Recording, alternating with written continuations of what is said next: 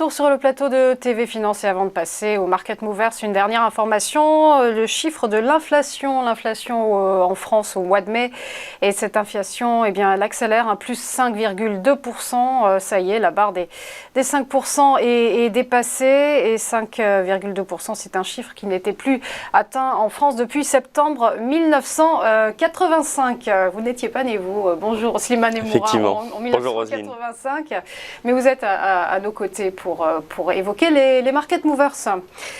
Donc d'abord, on va vous présenter, pour ceux qui ne vous connaissent pas, vous êtes analyste financier indépendant, Slimane Emoura, et donc on va commencer par une première valeur, celle de LVMH, qui dans le titre a bien rebondi hier. Effectivement.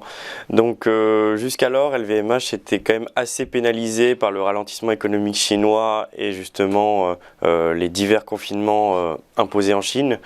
Hier, ce qui s'est passé, c'est qu'on a eu un allègement des mesures anti-Covid en Chine.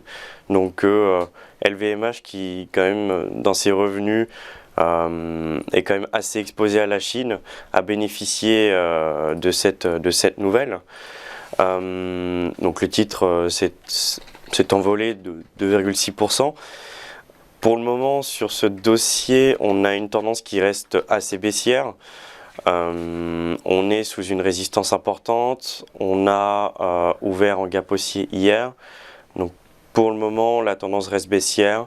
Rappelons-le, c'est le titre le plus pondéré du CAC 40. Donc c'est un petit peu la boussole du CAC 40, si je devrais dire.